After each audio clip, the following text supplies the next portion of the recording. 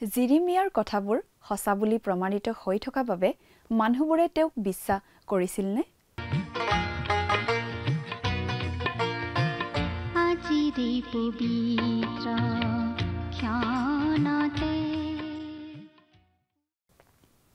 নমস্কাৰ, আমাৰ ভক্তিবচন অনুষ্ঠানলৈ আপোনাক স্বাগতম জনাইছোঁ। খ্ৰীষ্টীয় বিশ্বাসী লোকসকলৰ বাবে বিশেষভাৱে প্ৰস্তুত কৰা এই ভক্তিবচন অনুষ্ঠানটো হৈছে বাইবেল অধ্যয়নৰ ধাৰাবাহিক অসমীয়া অনুষ্ঠান। বাইবেলৰ গোটেই ৬৬খন পুস্তকৰে আমি ইয়াত অধ্যয়ন কৰিম। এই অনুষ্ঠানটো নিয়মিতভাৱে শুনি থাকিলে আমাৰ দৰ্শকসকলে গোটেইখন বাইবেল চোৱাৰ আৰু বুজি পোৱাৰ এটা সুযোগ পাব।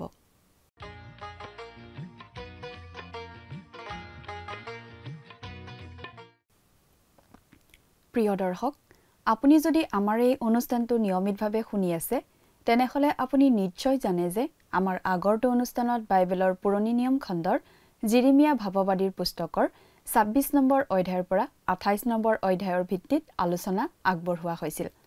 আজিৰ অনুষ্ঠানত এই জিৰিমিয়া পুস্তকৰ ২৯ৰ পৰা ৩০ নম্বৰ অধ্যায়ৰ ভিত্তিত আলোচনা আগবঢ়োৱা হ'ব। জিৰিমিয়াই জিহুৱাকিম ৰজাৰ সময়ত এটা বাৰ্তা দিছিল।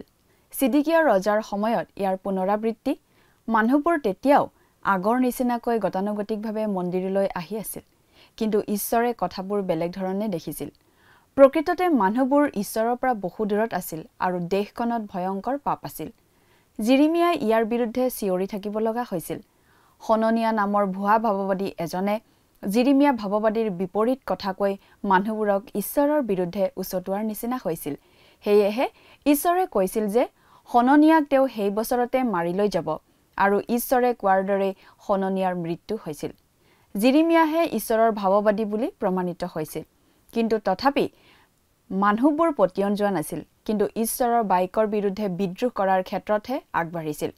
অৰ্থাৎ জিহুদাৰ লোকসকলে ঈশ্বৰৰ মাতৰ পৰিৱৰ্তে ভুল মাত শুনিছিল আৰু সেই ভুল মাত অনুসাৰেই চলি আছিল।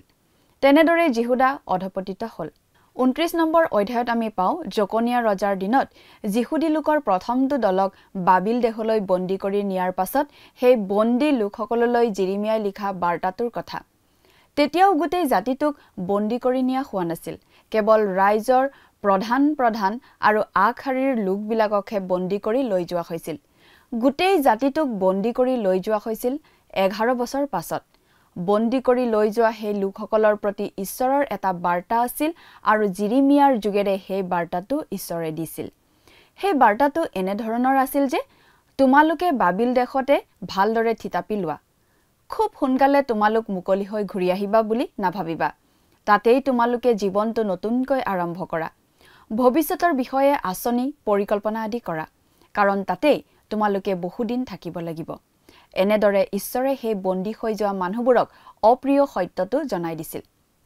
কথাবোৰ অধিক বহলাই চাবলৈ আহকচোন। এতিয়া আমি মূল আলোচনাটোৰ মাজলৈ আগুৱাই যাওঁ। আমাৰ মহান ত্ৰাণকৰ্তা প্ৰভু যীশুখ্ৰীষ্টৰ নামত নমস্কাৰ। প্ৰিয় শ্ৰোতা, আশা কৰোঁ আপুনি ভালে কুশলে আছে। প্ৰিয় শ্ৰোতা, আপুনি বাৰু আমাৰ আগৰ অনুষ্ঠানটো শুনিছিলনে? আমি বাৰু কি আলোচনা কৰি আছোঁ আপোনাৰ মনত আছেনে? আমি আজি কিছুদিন ধৰি বাইবেলৰ পুৰণি নিয়ম খণ্ডৰ জিৰিমিয়া ভাৱবাদীৰ পুস্তকখন অধ্যয়ন কৰি আছোঁ, নহয় জানো? যোৱা অনুষ্ঠানত আমি এই জিৰিমিয়া ভাৱবাদীৰ পুস্তকখনৰ ২৬, ২৭ আৰু ২৮ এই তিনিটা অধ্যায়ৰ আলোচনা আগবঢ়াইছিলোঁ। গতিকে আজিৰ অনুষ্ঠানত আমি এই জিৰিমিয়া ভাৱবাদীৰ পুস্তকখনৰ ২৯ আৰু ৩০ নম্বৰ অধ্যায়ৰ আলোচনা আগবঢ়াব খুজিছোঁ। আমি পুস্তকখনৰ ২৯ নম্বৰ অধ্যায়ৰ ১ নম্বৰ পদৰ পৰাই আমাৰ আলোচনা আৰম্ভ কৰিম। প্ৰিয় শ্ৰোতা, আমাৰ এই অনুষ্ঠানটো বাইবেল অধ্যয়নৰ অনুষ্ঠান, গতিকে অনুষ্ঠানটো শুনাৰ সময়ত লগত বাইবেলখন লৈ ল'লে ভাল হয়। আপুনি আপোনাৰ বাইবেলখন মেলি লৈছেনে বাৰু?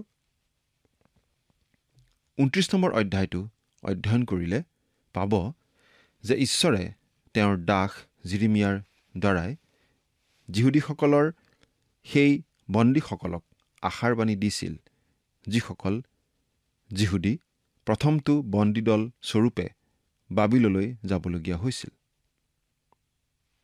আমি ২৯ নম্বৰ অধ্যায়ৰ ১ নম্বৰ পদৰ পৰা একেবাৰে ১০ নম্বৰ পদলৈকে পাঠ কৰি দিওঁ। অনুগ্ৰহ কৰি মন দি শুনিব।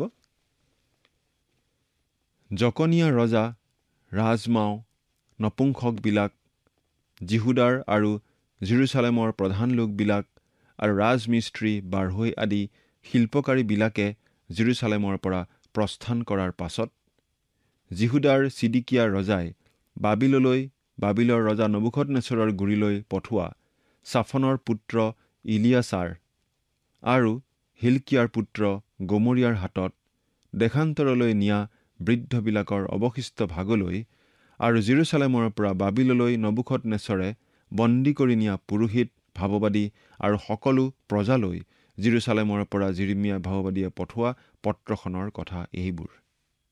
মই জেৰুচালেমৰ পৰা বাবিললৈ বন্দী কৰি নিওৱা সকলো দেশান্তৰিত লোকক ইছৰাইলৰ ঈশ্বৰ বাহিনীবিলাকৰ জিহুৱাই এইদৰে কৈছে, তোমালোকে ঘৰ সাজি তাত বাস কৰা আৰু বাৰী পাতি তাৰ ফল ভোগ কৰা, বিয়া কৰি ল'ৰা ছোৱালী জন্ম দিয়া আৰু ল'ৰা ছোৱালী জন্মিবৰ নিমিত্তে তেওঁলোকৰ ল'ৰাবিলাকলৈ ছোৱালী আনা আৰু তোমালোকৰ জীয়েৰাহঁতক বিয়া দিয়া, এইদৰে তোমালোক তাত কম নহয় বাঢ়ি যোৱা।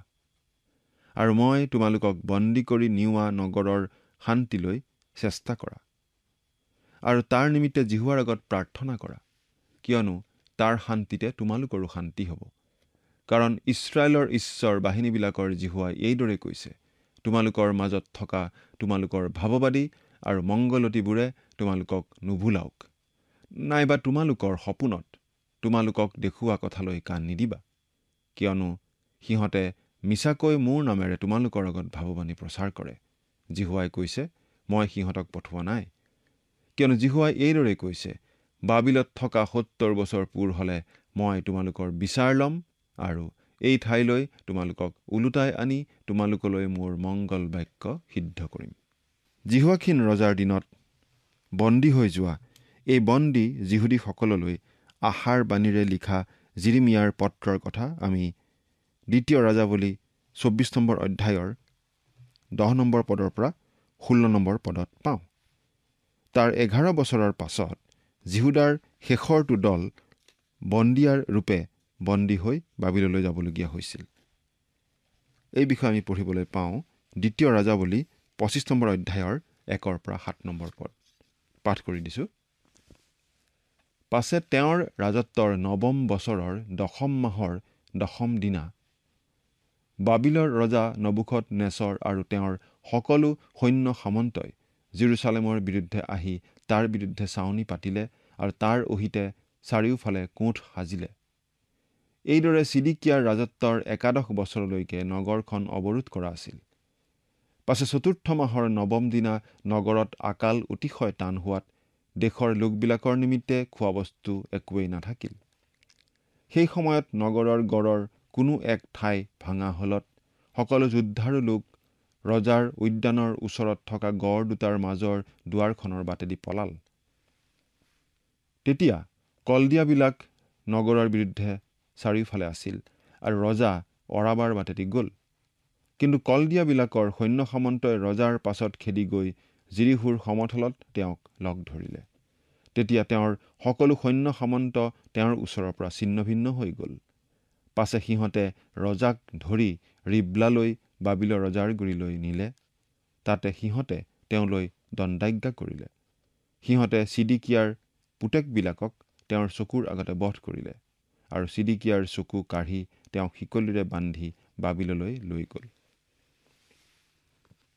এই 29 নম্বৰ অধ্যায়টোত আমি পাওঁ যে বন্দী হৈ যোৱা যিহুদীসকলক ঈশ্বৰে আদেশ দি কৈছিল, তেওঁলোকে সেই বাবিলতেই শান্তিৰে বসবাস কৰিব লাগে।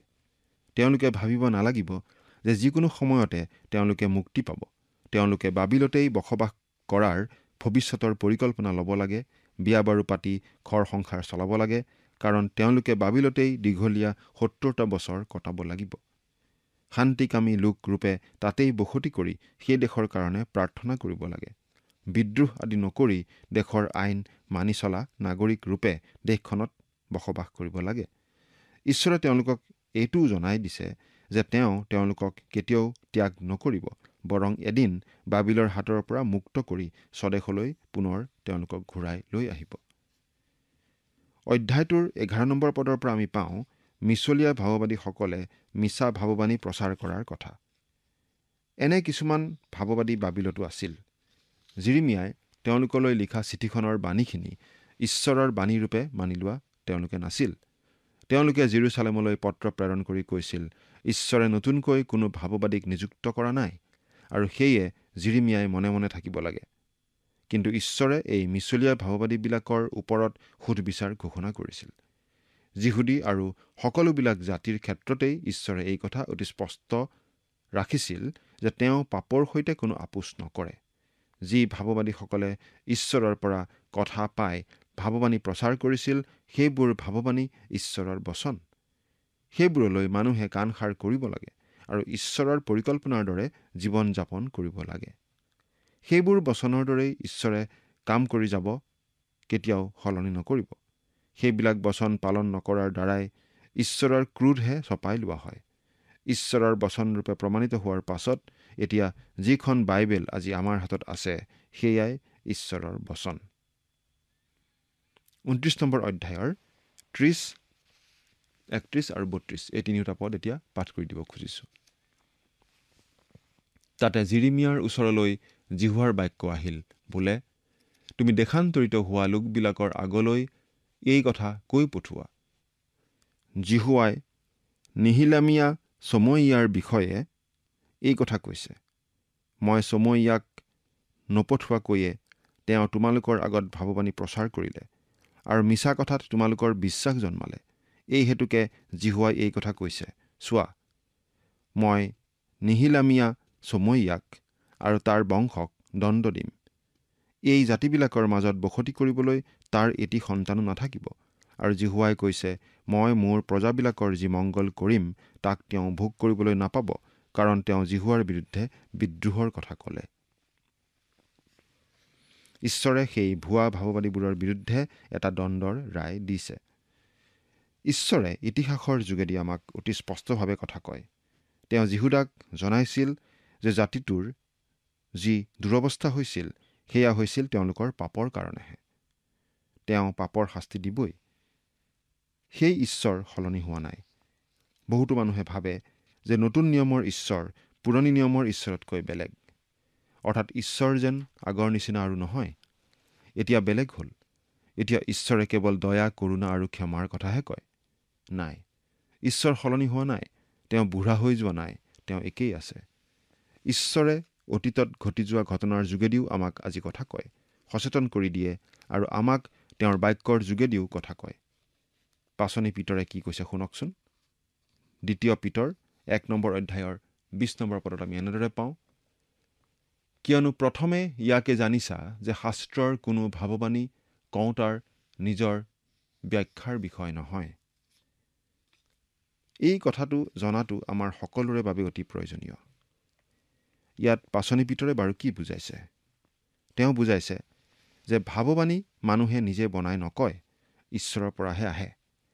বাইবেল শাস্ত্ৰৰ কোনো কথা মানুহে নিজে বনাই বা নিজে ব্যাখ্যা কৰি লিখা নাই। অতীতত মানুহে কিবা দেখি, কিবা বুজি তাকেই বাইবেলত লিখা নাই। তেওঁলোকক ঈশ্বৰে যি ক'বলৈ কয় তাকেই কৈছিল আৰু যি লিখিবলৈ কৈছিল তাকেই লিখিছিল। আমি যেতিয়া ঈশ্বৰৰ বাক্য পঢ়িবলৈ আগবাঢ়ো, আমি একেবাৰে নগণ্য ধূলিকণাৰ নিচিনা হৈ আহিব লাগে। আমি যে পাপী, আমি ঈশ্বৰৰ দৃষ্টিত ধূলিকণা মাত্ৰ, সেইটো আমি মানি ল'ব লাগিব আৰু আমাৰ নিজৰ মত, নিজৰ ধাৰণা আদিও মাটিত মিলাই দিব লাগিব আৰু ঈশ্বৰে যি কয় সেইটোহে গ্ৰহণ কৰিবলৈ সাজু থাকিব লাগিব। জিৰিমিয়াৰ দিনৰ পুৰোহিত ভাৱবাদীসকলে কিন্তু তেনে কৰিবলৈ সাজু নাছিল। আজিও আমাৰ এইটোৱেই সমস্যা। আমি নিজৰ মতটো লগতে লৈ আহোঁ আৰু ঈশ্বৰৰ বাক্যক আমাৰ মতৰ সৈতে মিলাই ল'ব খোজোঁ। নিমিলিলে ঈশ্বৰৰ বাক্যকেই অগ্ৰাহ্য কৰিব খোজোঁ। আমি কি ভাবোঁ সেইটো আচল কথা নহয়, ঈশ্বৰেনো কি কৈছে সেইটোহে আচল কথা। ঈশ্বৰৰ হাততেই সকলো জ্ঞান আছে, তেওঁৰ হাততেই সকলো তথ্য আছে, তেওঁৱেই সকলো পটভূমি জানে। কিন্তু কিছুমান মানুহে ঈশ্বৰকেই বিচাৰ কৰে, ঈশ্বৰৰ জ্ঞান সীমিত বুলি ভাবে। নগণ্য মানুহে এনেদৰে কয়, হে ঈশ্বৰ, তুমি সঁচাকৈ আছানে? মই সেই বিষয়ে নিশ্চিত নহয়। মোক বিশ্বাস কৰোৱা বৰ টান, কাৰণ মই বৰ বুদ্ধিমান। মোৰ জ্ঞান বুদ্ধিয়ে কয় তুমি কিজানি নাই। যদিহে তুমি সঁচাকৈ আছা, তেনেহ'লে মই ক'ব খোজোঁ তুমি শুদ্ধ নহয়। এৰা, বেছিভাগ মানুহেই ঈশ্বৰৰ বিষয়ে তেনেদৰেই ভাবে। যদি সৰু পৰুৱা এটাই মোৰ ঘৰত সোমাই মোৰ চকীত বহি মোৰ পিনে চাই কয়, চোৱা, তোমাৰ এই ঘৰটো মোৰ ভাল লগা নাই, তুমি যিদৰে গছ লগাইছা সেইটো মোৰ পচন্দ হোৱা নাই, তুমি যেনেকৈ খোৱা সেইটো মোৰ ভাল নালাগে, তেতিয়া আমি বাৰু কি কৰিম? চকীৰ পৰা পৰুৱাটো চিটিকাই দি ভৰিৰে মোহাৰি নেপেলামনে? কিন্তু ঈশ্বৰে আমাক তেনেকুৱা কৰা নাই, কাৰণ তেওঁ অনুগ্ৰহশীল। মানুহে তেওঁৰ প্ৰতি অৱহেলাৰ ভাৱ প্ৰদৰ্শন কৰি থকা স্বত্তেও তেওঁ মানুহক মন পালটন কৰি তেওঁলৈ ঘূৰি অহাৰ সুবিধা দি আছে। এতিয়া ৩০ নম্বৰ অধ্যায়টোত আমি পুনৰ মহাক্লেশৰ কথা পাওঁ। মহাক্লেশটো এটা প্ৰধান ভাৱবাণী। এইদৰে ৩০ নম্বৰ অধ্যায়ৰ পৰা ধৰি একেবাৰে ৩৯ নম্বৰ অধ্যায়লৈকে ইছৰাইল জাতিটোৰ বাবে তেওঁলোকৰ ভৱিষ্যত জীৱনৰ বিষয়ে ভাৱবাণী আমি পঢ়িবলৈ পাওঁ। এই ভাৱবাণীবিলাক জিৰিমিয়াৰ পৰা জিহুদালৈ আহিছিল, জিহুদাৰ লোকবিলাকলৈ আহিছিল।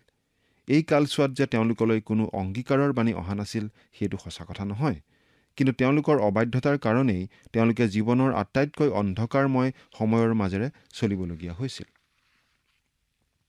এহাতে মিছলীয়া ভাৱবাদী হননিয়াই ঘোষণা কৰিছিল যে বাবিলৰ নবুখদনেছৰ ৰজাৰ ৰাজত্বৰ জুৱলি ভাঙি পেলোৱা হ'ব, কিন্তু আনহাতে নবুখদনেছৰ ৰজাই জেৰুচালেম নগৰৰ দেৱালৰ বাহিৰত প্ৰস্তুত হৈ ৰৈছিল জেৰুচালেম নগৰখন আক্ৰমণ কৰিবলৈ। 2 বছৰৰ ভিতৰতে নবুখদনেছৰ ৰজাৰ জুৱলি ভাঙি পেলোৱা হ'ব বুলি হননিয়াই মিছাকৈ ভাৱবাণী প্ৰচাৰ কৰাৰ 7 বছৰৰ পাছতো তেওঁ জেৰুচালেম ধ্বংস কৰি যিহুদীসকলক বন্দী কৰি লৈ যাবলৈ প্ৰস্তুত। গেলাতে টেঙাৰ দৰে তেনে সংকটৰ সময়তে পাপিষ্ঠ মানুহবোৰে জিৰিমিয়াক ধৰি বন্দী কৰি ৰাখিছিল, কাৰণ তেওঁলোক ঈশ্বৰৰ বাণী শুনাৰ পক্ষপাতি নাছিল। কিন্তু বন্দী অৱস্থাতো জিৰিমিয়াই তেওঁৰ ভাৱবাণীৰ প্ৰবলতা কমাই দিয়া নাছিল।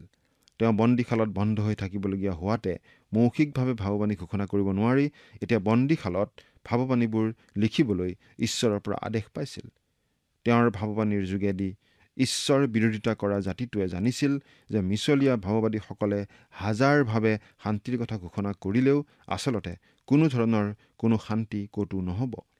ঈশ্বৰৰ আন কেইজন ভাৱবাদীয়ে ঘোষণা কৰাৰ দৰে জিৰিমিয়ায়ো মহাক্লেশৰ কথা ঘোষণা কৰি কৈছিল যে ইছৰাইলে এতিয়া যি ক্লেশ ভোগ কৰিছে তাতকৈও বৰ ভয়ানক দুখ ক্লেশ তেওঁলোকৰ বাবে ৰৈ আছে, আৰু তাৰ পাছতহে তেওঁলোকে প্ৰকৃত শান্তিৰ মুখ দেখা পাব।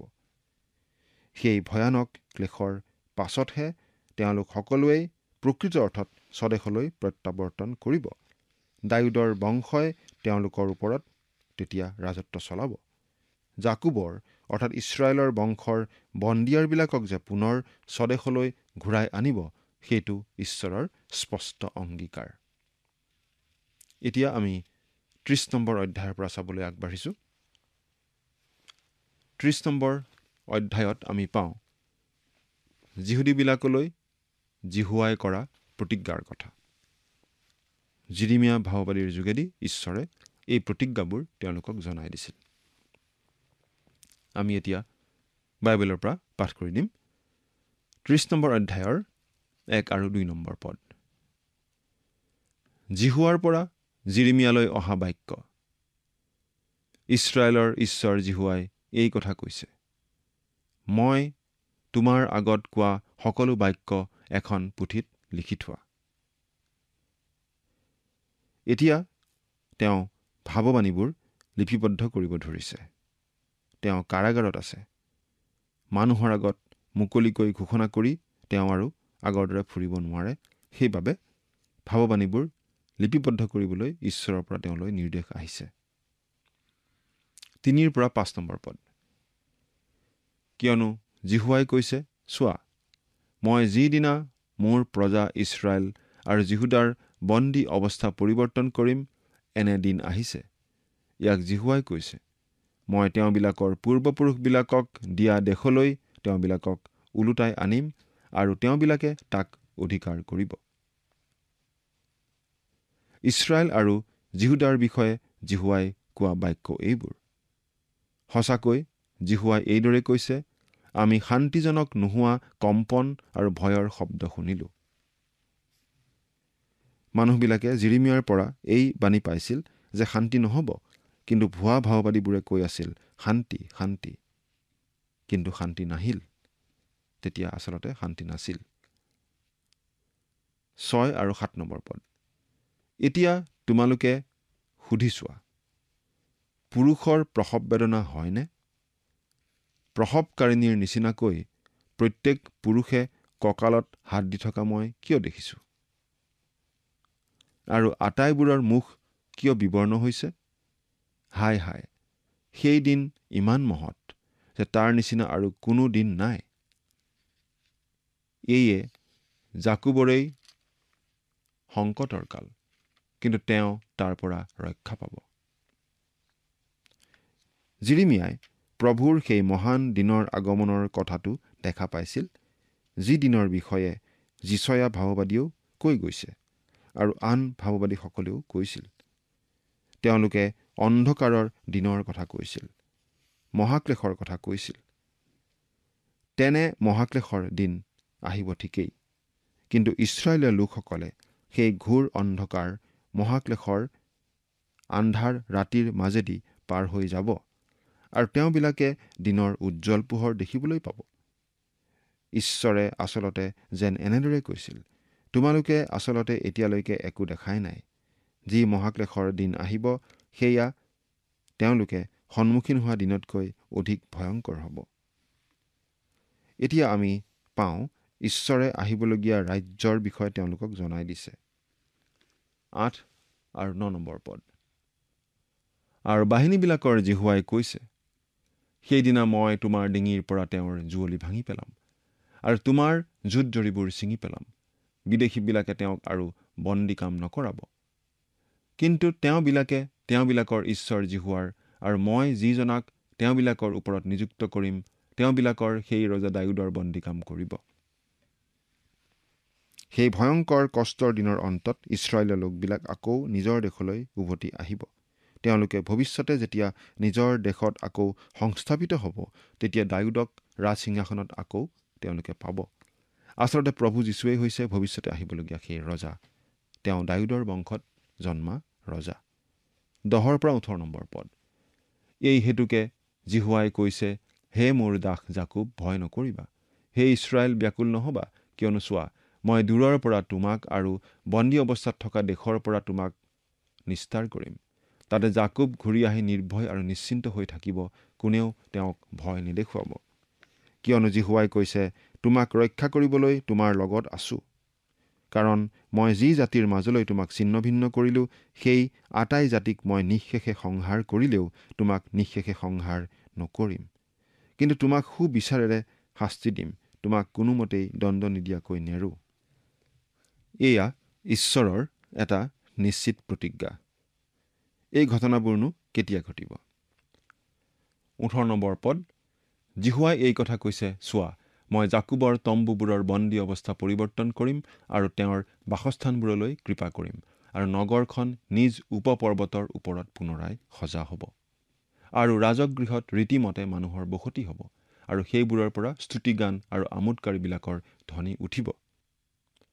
মই তেওঁবিলাকক বৃদ্ধি কৰিম, তাতে তেওঁবিলাক কম নহ'ব। মই তেওঁবিলাকক গৌৰৱযুক্তও কৰিম, তাতে তেওঁবিলাক সামান্য নহ'ব। এয়া ভৱিষ্যতে ঘটিবলগীয়া এটা প্ৰতিজ্ঞা। ইয়াত ভৱিষ্যতে প্ৰভু যীশুৱে এই পৃথিৱীত স্থাপন কৰিবলগীয়া 1000 বছৰীয়া শাসনৰ কথা কোৱা হৈছে, যি শাসনত ইছৰাইল জাতিয়ে পাবলগীয়া সেই গৌৰৱ, শান্তি, আনন্দৰ দিন পাব। প্ৰিয় শ্ৰোতা, আপুনি বাৰু তেনেকুৱা গৌৰৱ, শান্তি, আনন্দৰ বাবে অপেক্ষা কৰি আছেনে? প্ৰভু যীশুত বিশ্বাস স্থাপন কৰি আমি সেই গৌৰৱময় দিনলৈ অপেক্ষা কৰিব পাৰোঁ। ঈশ্বৰে আপোনাক আশীৰ্বাদ কৰক। আমেন।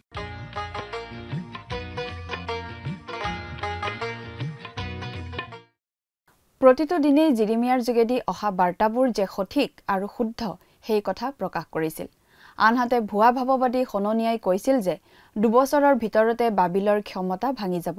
কিন্তু তাৰ পাছত 7 বছৰ পাৰ হৈ গ'ল আৰু বাবিলৰ ৰজা নবুখদনেছৰ নগৰৰ দেৱালৰ বাহিৰতে আছিল। তেওঁৰ ক্ষমতা ভাঙিব যোৱা নাছিল, তাৰ পৰিৱৰ্তে তেওঁ জিৰুচালেমহে ভাঙিবলৈ আগবাঢ়ি গৈ আছিল। জকনিয়াক আৰু জিৰুচালেম নগৰলৈ ঘূৰাই অনা নহ'ব।